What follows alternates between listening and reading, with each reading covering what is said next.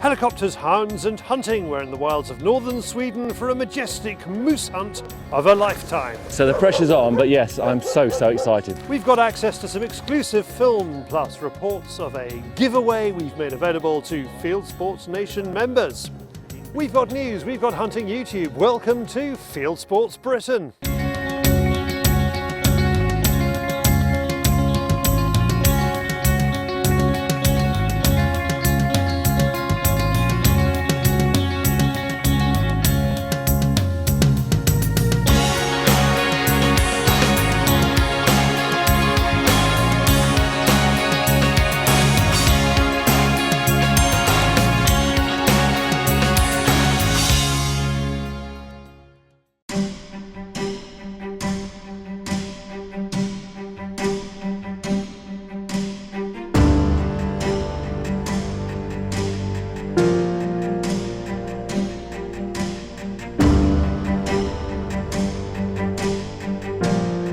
If it's good enough for the King of Sweden, it's good enough for us. We have been invited on an exclusive moose hunt in northern Sweden. Last week, His Majesty was in residence. This week, we've flown in.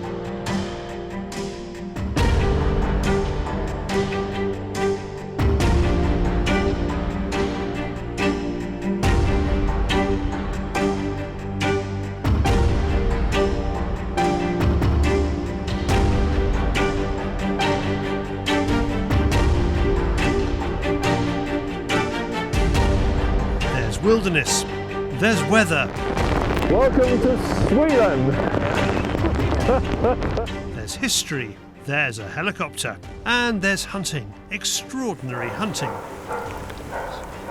This is my music. I started hunting with my father when I was 7 years old. I shot my first deer when I was 11, I think. And my father always taught me, the moose is the king of the forest. The moose hunting season starts earlier in northern Sweden than in the south, and we're already a few weeks in. But the window of opportunity is small before winter takes a grip. We're guests of world-leading red dot sight manufacturer Aimpoint and most famous name in hearing protection 3M Peltor. Both brands are just as at home in this environment as the moose and ptarmigan in the hills. The men hoping to pull the trigger are Danish professional hunter, journalist and star of the wild boar fevers before double digits, Jens Kjaer Knudsen, plus our own Tim Pilbeam. You'll kind of work your way up in the burn. One is a moose whisperer, the other isn't. And he needs educating in the way of the Aimpoint with training manager Erik Aas. Erik's teachings and riflecraft revelations are as close to a religious experience as you will get. He teaches method as well as mindset, and as we've got Jason Doyle filming with us too, we felt it would be useful to get him in touch with his inner red dot while we have the chance. And what Erik managed to do was actually just break it down into kind of 3 simple processes, as opposed to just point and pull the trigger, which made it a lot easier to understand how to use the Aimpoint red dot sight. And after a while, it all just came together. My eyes are actually focusing on the kill zone, but actually the red dot's following in behind that. And when that red dot catches up, that's when you actually pull the trigger. I have tried Aimpoints before in hunting scenarios and in various shooting cinemas, and I still had to close an eye. And when we practiced yesterday in the simulator, keeping both eyes open, my left eye taking over was just completely thrown off my shots. But it was great that Erik knew exactly what to do, and just by intensifying the dot or making it brighter, it just forced my right eye to take over, and I was making perfect shots straight away. And it was a real kind of eureka moment for me, because I've never ever been able to shoot with both eyes open unless I'm trying to shoot left-handed. 2 hours of classroom and simulator means the guys are already delivering Erik's mantra: contact, focus, kill it. Instead of point and shoot, it gives the Aimpoint user a code to follow. And if you think you aim with an Aimpoint, you couldn't be more off target. Contact, focus, kill it. Contact, focus, kill it on the way into the I was just bringing the barrel up too fast. So now we have learned that you can actually raise the barrel up with the breeding. That means that we can adjust the height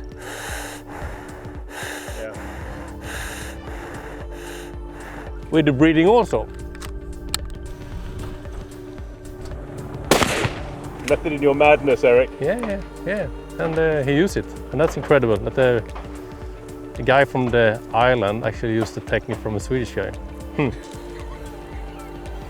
I've used technique from loads of Swedish films I've seen. Fantastic. The range day puts theory into practice. Static and driven targets test Tim and Jason. They both get a Moby Helix, as these are the preferred rifle of our outfitter Johan Pearson from Fieldjakt. It's claimed to be the fastest straight pull in the market. But for the moment, consistent shot placement is all Eric wants. I'm happy with that. As you see, on this distance, with this big kill zone, you will have your hits where you have the focus point. Yes. Very good. I think my biggest problem was actually is that contact. I'm looking at the target, and I focus. So I'm focusing on a specific part of that animal, and then the red dot comes along, and as soon as that red dot's in the right place, kill.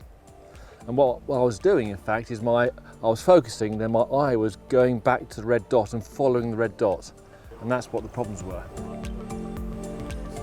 The final lesson has Eric simulating an approach on a moose. It is likely that during our hunt, the moose hound will hold the moose at bay. We have a moose in front of them, and of course we have a dog that works around the moose. So what I want to see here is that the moose and the dog is separated. Maybe they will hear the dog, they may will hear it bark, but they don't see the dog. Then I don't want them to take the shot.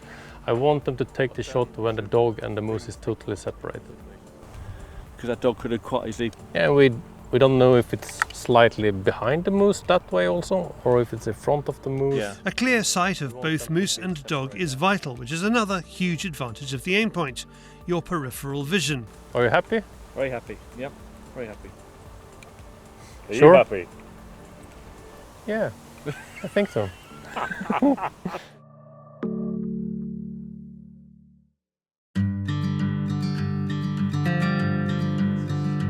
Back to the hunting, and the first morning is a washout. The helicopter won't fly today, as even if the pilot gets us out onto the hills, he might not be able to come and get us. Instead, it will be on foot. We have 3 days hunting ahead of us. How you feeling, Pilbeam? I'm actually quite anxious and quite nervous. I didn't actually sleep much last night. We got here, beautiful place in the dark, and then suddenly the reality kicks in. So all those things Eric was teaching us, I'm just thinking, you know, contact, focus, shoot. Oh my goodness, so the pressure's on, but yes, I'm so excited basically. So let's get on and do some hunting. Yes. Tim will be with our host Johan Pearson and his dog, Stay. We can see this might cause some confusion with the UK contingent. Jason will be following Jens, and Fredrik Johansson from Peltor and Sabine Eriksson from Aimpoint will hunt with a third dog handler. It is always interesting to find out what ammo the guys choose in these new hunting situations. So I would have thought with a big animal like a moose, you want penetration if you shoot them through the shoulder. No, you don't. Not really when you hunt with the dogs, because... Oh yes, because you don't want to go through the beast. Yeah. I mean, dogs have been killed by being slightly beside. Yes. And if the dog is in the wrong position, accidents can happen, and we want to try to avoid that. So this is actually, for what we're doing today, it's a really good bullet. Yes, yeah. That's interesting, yeah. We mentioned history at the start, and the lodge has plenty, including a fishing claim to fame. This is actually the spot where the rumor says that the British people came over and introduced fly fishing in Sweden. I don't know if it's true, but it's rumors, and I've actually been reading about it too, and we like to keep that rumor alive. But it's a beautiful spot, and the fishing is really good here. There could be moose anywhere from here on in, and the heart certainly starts pumping when Stay is told to go. As soon as you let the dog go, my heart went. hunt starts now. It's so exciting. On the other side of the mountain, Jens, Ludwig and Jason are managing the weather. Their dog is Skate, a grue hound, smaller than an elk hound like Stay. Both are popular breeds for this kind of work. Yeah. Then we have a chance to show why. We've just been called by the phone that a car had hit a moose just down here. And they want us to go down and look for it with the dog and see if we can find it. It should be wounded by the car. It just happened 10 minutes ago. So it's a luck we are here. Skate locks on, and soon the guys are making ground. 165 meters now, we can see on the gibbet. It's very near.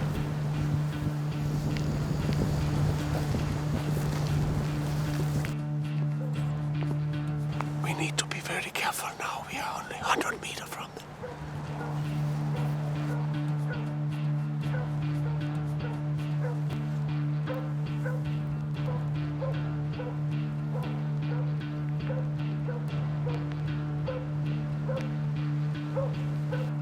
It's tense. This is a vital role that hunters play.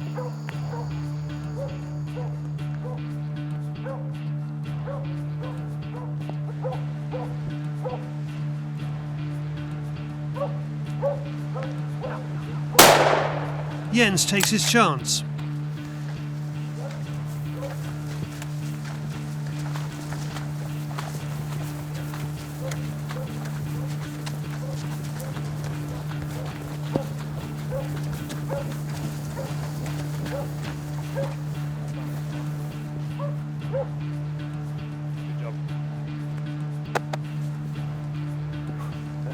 There's relief that dogs, handlers and hunters have done the job.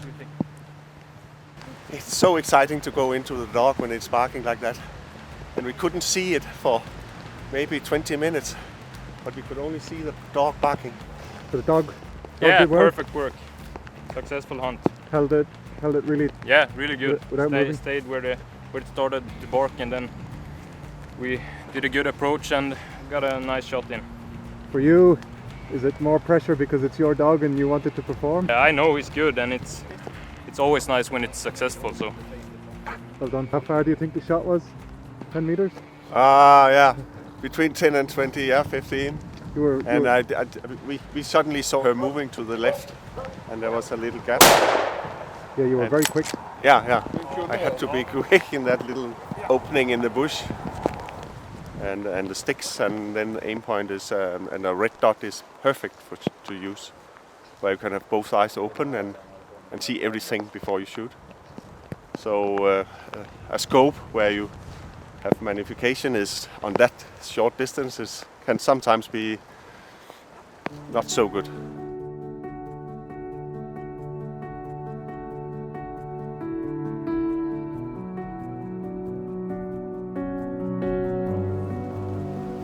Bra jobbat Ludde. Hey. That's good news. They got it. Oh, They got they got the moose.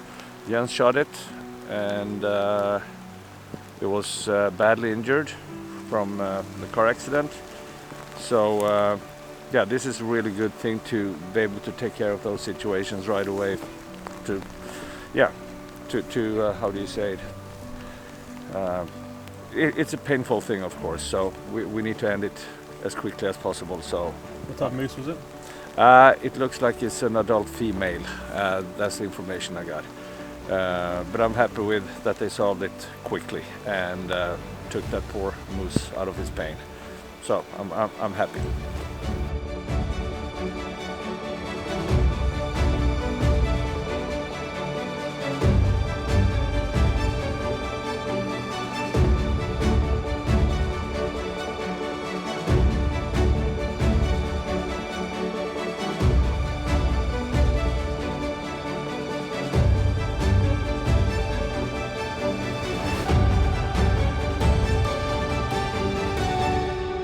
It's been a tough day on the hill, but nothing a beautiful meal, some good company, a plate of delicious home-cooked, locally sourced food, and a glass or two can't solve.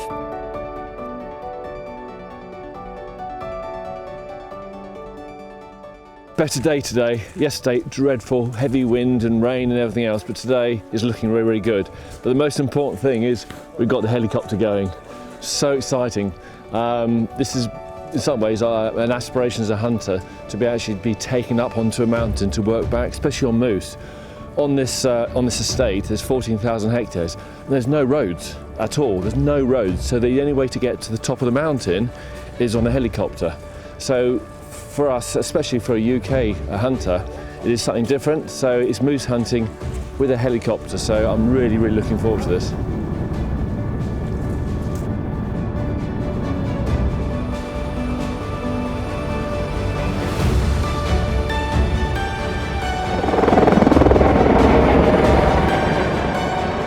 We're just a few kilometres from where we were yesterday, but it feels like another planet.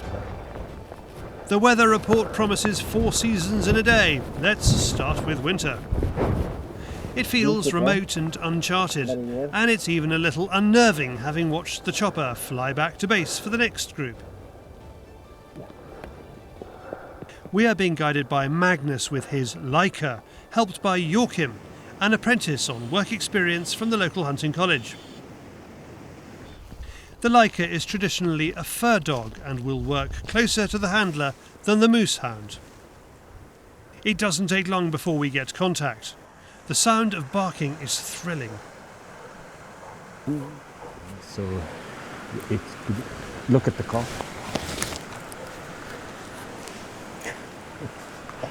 If your dog is barking on that beast, should we have shot that calf or not? You can shoot that calf. Okay. It's allowed to shoot that calf. It probably has come from that area. It's common for a moose cow to take the dog away, allowing the calf to run off. So you're only moving where the dog's barking, yeah? Yeah, then the moose won't hear. It may also be one of a set of twins.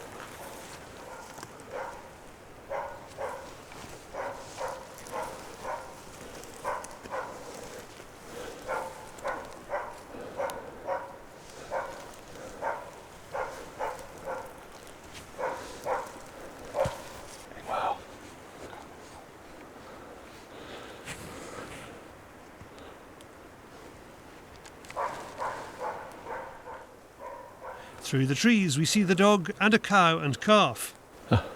So exciting. The size of them, I cannot believe. It's like a horse running, and the way they run is brilliant.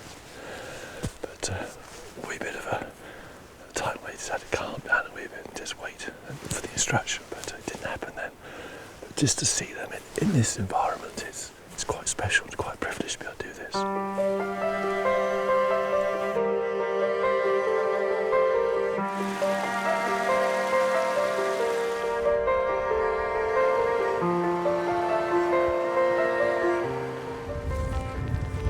We are moving much faster than yesterday, covering a lot of kilometres. Then the Leica races off from the release.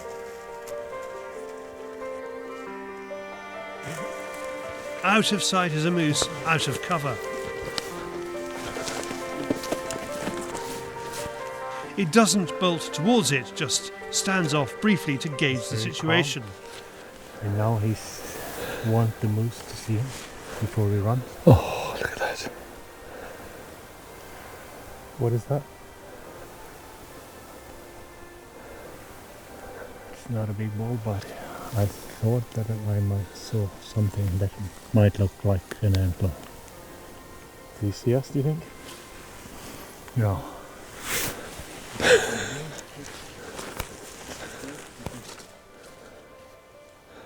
That was the last sighting we have, and Jens has had a quiet day too. But we hear that Sabine has her first ever moose. It's been a fascinating day. Dropped off with a helicopter, and it's snowing. And then we worked our way from the high ground around to the lower ground. But it's a variety of terrain. We've got reasonably thick forest in some areas to real kind of sparse forest. Then you've got the open bits here, the open pastures, I suppose, one for a better word. You've got little islands within these pastures. If you look at these pastures, there's all kind of birches and alders growing all through it, and the animals eat off that. And this is a wilderness. It hasn't been cultivated at all, so it's probably been like this for thousands of years, perhaps. and it's quite an adventure working your way through these different areas of the land and seeing where the moose are. And we saw some moose today, which is really exciting. Unfortunately, we didn't get a shot on one. With the first two was a cow and a calf. We got within maybe 20 metres. I can see the dog through the trees, but the tree was on the wrong side of us, and I think they must have seen us. And within about 2 minutes, they're gone. But to see this lolloping, long-legged thing, this careering away from us, I was like, wow, that's fantastic to see. Then later on, the dog actually spotted one. It's probably maybe 200 metres away, but the dog just sat down. He didn't chase it, he just sat down and looked at it, and the dog handler said, "Oh, look." And I don't know how big it was, but the dog sat there, watched it, and as soon as the beast moved, then it started chasing it. So this shows you how well trained or how instinctive these Leica moose dogs are. So that was fantastic. And then towards the end, we saw reindeer. The dog barked, and we sat back, thought, great, some moose coming our way.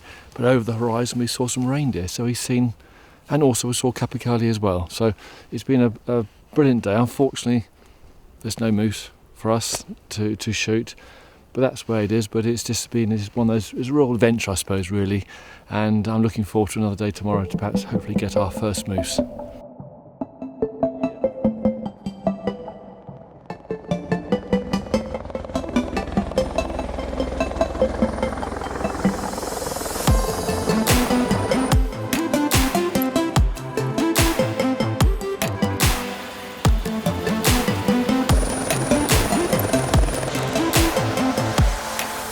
Our last day arrives and something feels right.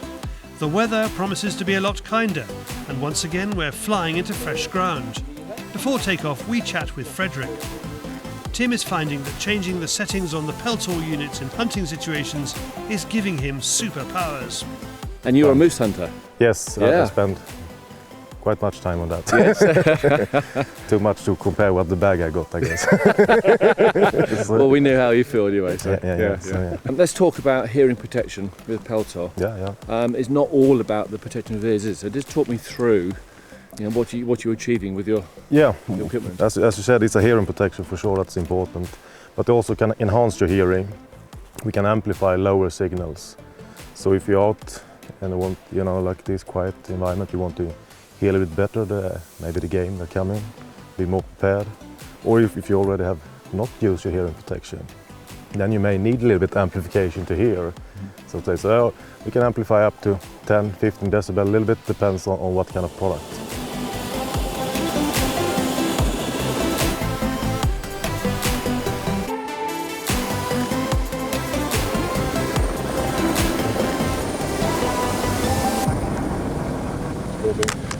Day 3, yeah, let's say last chance saloon. No pressure, mate, but we need to find some moose, yeah? Have a good day. We'll have a good day, yeah? Absolutely. Good, that's really positive.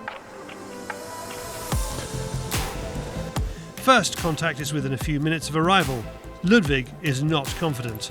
It's too soon after landing.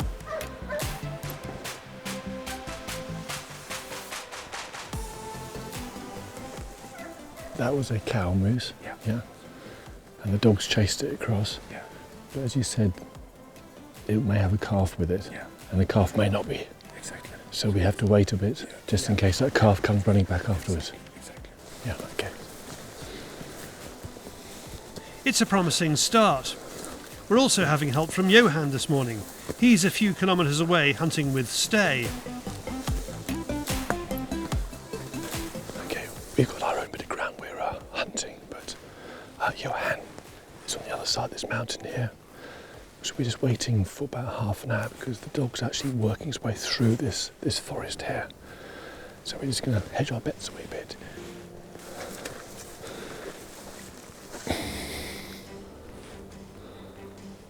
We've been on the ground for about an hour when we spot movement across a clearing.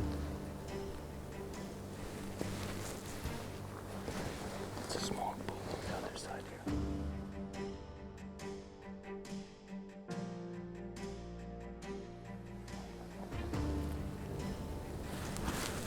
It's coming this way.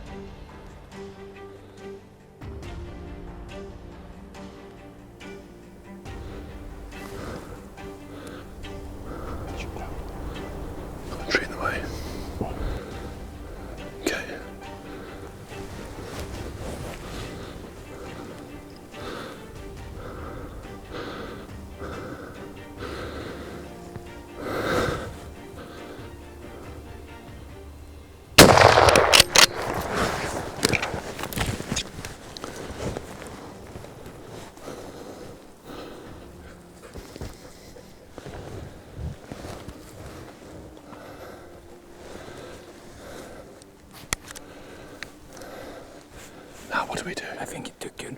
Just gonna see if the dog will take the track.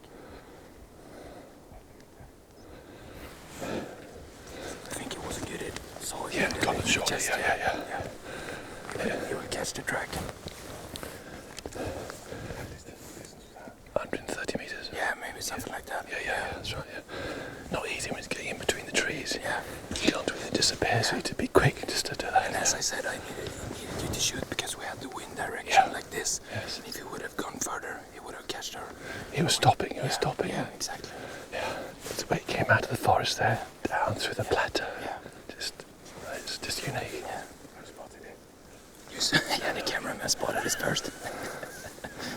Pretty bad.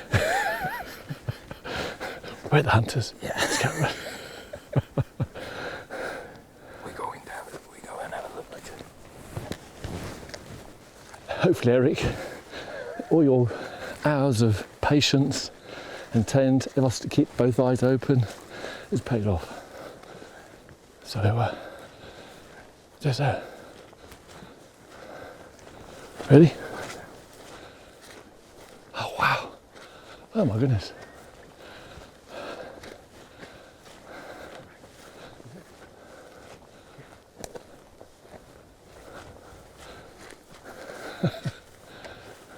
You got a miss.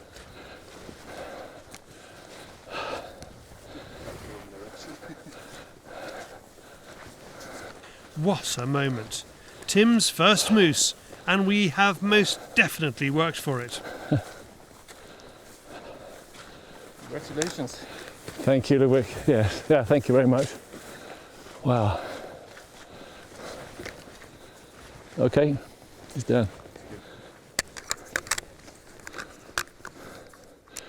Let's go on safe, that's all. Good work. Yeah. First impressions of these is the size. Yeah. The size and also the colour. Yeah. Yeah. Massive animals. Yeah. Oh my goodness. And the scenery like this, when it comes out, you have a good chance to see it before shooting, and yeah, perfect. And also, I mean, okay, in this situation, the dog didn't actually find it, no. but it's just the whole concept of the dog pushing and hunting that and push, and that's what's so exciting. Yeah. Oh, just what a beast! Yeah. The way it just walked across. Yeah. Knowing nothing. Knowing nothing at all. No. Well done. Yeah. What a beautiful animal. It's so grey. You know, I thought that the moose would be quite hard to see amongst these trees, but it's actually quite light. Yeah. And I thought it'd be a lot browner perhaps, but yeah. I mean, it's just, you know, just look at the legs. It's such long legs, and I think they're designed to go through the snow. Yeah. So that they've been there. So, and it's just that. Look at the face on it. It's such an unusual looking beast, I suppose. The rut's starting in about a week or so's time, 2 weeks' time. He will not be performing this year. He's too young. So actually, this is probably a good beast to take out.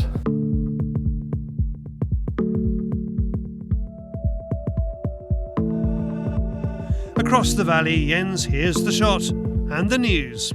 Just heard that Tim have shot a moose. That is fantastic. I can't wait to see him and see his face, how happy he will be.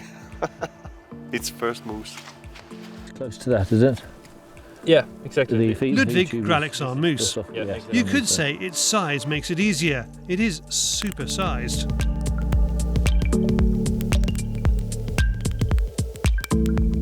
As we wait for the helicopter, lunch is prepared and it tastes even better than usual.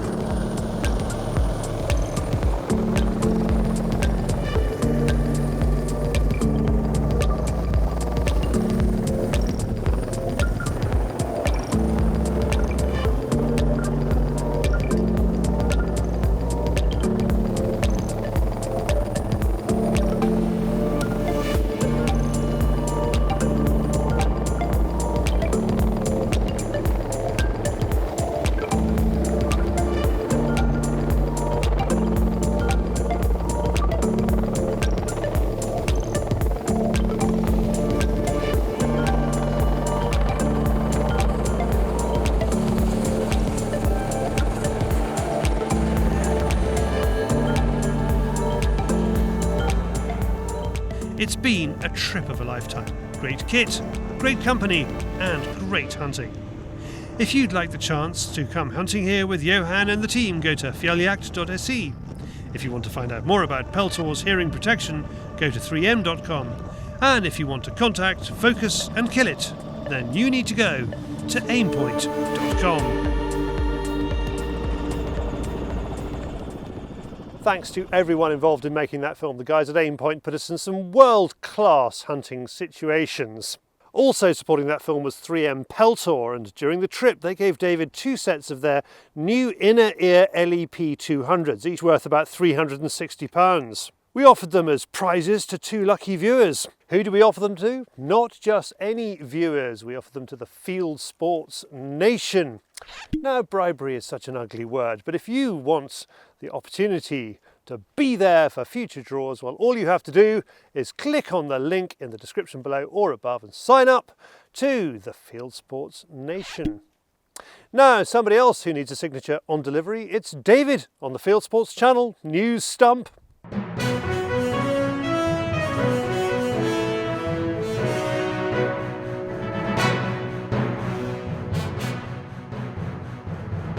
This is Fieldsports Channel News. Prime Minister Boris Johnson is reacting to a boom in Britain's going plains game hunting by trying to ban it. The PM is backing a ban on the imports of horns and antlers, just as the popularity of low-cost antelope hunts is on the increase. Johnson and fellow Old Etonian MP Zac Goldsmith launched their attack on hunting tourism last week. They hope to bring in a law that could also ban keeping the antlers of deer shot in the UK. After reviewing the evidence that hunting tourism is the main driver of wildlife conservation in Africa, Goldsmith called hunting barbaric. There's going to be 2 British shooting shows in 2020.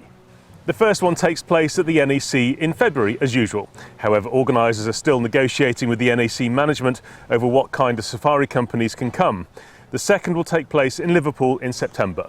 Members of the gun trade visited the city to look at where they'll be putting up their stands in just under a year's time. For more information, go to shootingshow.co.uk. Organiser John Allison says they're already booking stands. Now, you've introduced the trade to this idea today. How do you think it went? Very pleased. With people leaving today and say, we are committed. So based on that, the day's been absolutely wonderful. Antis have entered an unnamed estate in order to frighten those attending a hunt meet. You were videoing children. What you are doing, what you are doing to A film posted on Facebook shows them trying to antagonise hunters and the hunters' efforts to remove them from private property. Animal rights activists are trying to take control of the Extinction Rebellion movement. A new organisation called Animal Rebellion plans to occupy meat-eating and trading sites around London from the 7th of October in order to highlight what they consider to be the horrors of farming.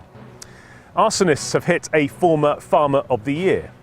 They targeted the Scottish Borders farm of Robert Neal, destroying 900 bales of straw. Neighbours reported hearing the sound of car driving away from the scene about 10 minutes before the fire started. Fire officers confirm arson. The beaver hunt is being allowed to continue its Boxing Day meet in the Lincolnshire town of Grantham. An anti-hunting councillor tried to force the council to withdraw its support for the beaver hunt Boxing Day meet. The meet typically attracts hundreds of local supporters. Her fellow councillors voted against the motion. eBay has banned the sale of shotgun chokes. The auction site stopped listing the shotgun chokes because of what it called health and safety issues. However, it continues to sell other shotgun and even shotgun choke accessories. Thanks to shareholder David Bindley for sending in the story. A wildlife crime officer is tackling 2 types of poaching cases. Forest of Dean wildlife officer Kathy McDay says she either arrests local people shooting wild boar to sell the meat, or poachers from all over the UK who come to the forest in Gloucestershire to kill boars with dogs, knives or bows and arrows. Wild boar is to appear on the menus of schools and OAP homes in Sweden. The Swedish region of Norrköping plans to test serving wild boar meat to school children and the elderly, helping to solve the growing problem of wild boar numbers in the country. So far this year, boars have caused more than 500 road accidents in Sweden. Thanks to Per Holmseth for the story. A Scottish sporting agent is holding a raffle to raise funds for a young rugby player. The Glasgow Warriors recently signed James Blair as an under-16s squad member, but James lives in the Highlands and neither he nor his club can afford the fuel to get him to training or matches. Among the prizes for the raffle are pheasant shooting, red hind, fallow and roe stalking. There's a link in the description below. Staying with good causes, and our friend, professional pest controller and sporting journalist Simon Whitehead is walking for charity. Simon is walking the Cleveland Way to raise money for the Yana Project, which provides support and promotes mental health awareness amongst the farming and rural communities. If you want to donate, there's a link in the description below. Once again, a complete lack of evidence isn't stopping hunters being blamed for illegal shootings. Belgian hunters are angry that headlines such as "Belgium shoot first wild wolf in more than 100 years" are destroying relationships with the wider public. In the article, referring to a missing female wolf, an animal shelter owner is quoted as saying, "I am 100% sure she was shot." A Flemish hunting association responded by saying this is pure suspicion and an attempt to blacken an entire sector without having the necessary material evidence. New Zealand is to further tighten its gun laws after the Christchurch mosque shooting. New Zealand's Prime Minister Jacinda Ardern earlier banned semi-automatic rifles, saying that owning a firearm is a privilege, not a right. Now she will create a registry to track all of New Zealand's legally held firearms, and she will tighten rules on licensing, so individuals renew their licence every 5 years instead of every 10. There's been a food bonanza at a school in Alaska after a moose was killed in a road traffic accident. The carcass was donated to the school lunch programme by Mrs. Boron's American government class. Students butchered the animal as part of their class and ate moose stew, moose burgers and moose tacos afterwards. Plus it was school camo day, which gave it all a healthy sense of outdoors. South Korea has sent in the military to hunt down wild boar. Almost 1,200 troops and 166 decontamination vehicles have gone to the demilitarised zone in the north of the country to shoot wild boar and stop the spread of African swine fever. South Korea confirmed its 7th case and has culled 22,000 domestic pigs. And finally, a woman climbed into a lion's cage in the USA to taunt the big cat. Hernan Reynoso, who filmed the video, said at first he thought the woman and her dancing were all part of the exhibit. When he saw the lion start to get agitated and roar at her, he decided to grab his family and leave the scene. Bronx Zoo officials said there were no injuries from the encounter, and they're currently filing a criminal trespass report against the woman. You are now up to date with Fieldsports Channel News. Stalking the stories, fishing for facts.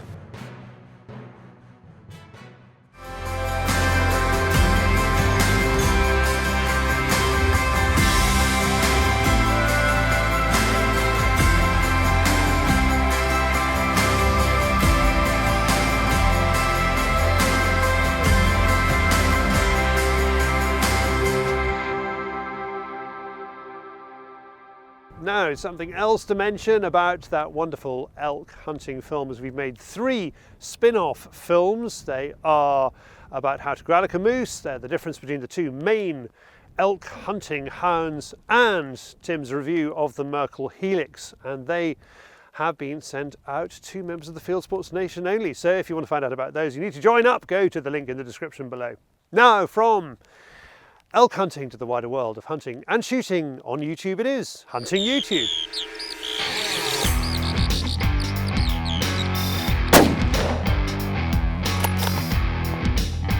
This is Hunting YouTube, which aims to show the best hunting and shooting videos that YouTube has to offer. Robin Foxer is out ratting and loving it. This is Rat Control, a short but enjoyable session on a chicken pen on a small holding with the IRARMS S510. In the USA, it's the opening of the grey squirrel hunt. They have a season for it there and they eat them. He's out with the Edgun Leshy. The Wild Serbia channel has put out another nighttime foxing film. It's in Serbian with English subtitles and he's using Fox Pro Kit. Yorkshire Roe Stalking is enjoying his season and filming it. Here's a big reaction from a Yorkshire Roebuck. German viewers will enjoy this classical story of deer hunting in Germany, in German, by Jagdbureau Kala. The hunting takes place in the lake country of northern Poland.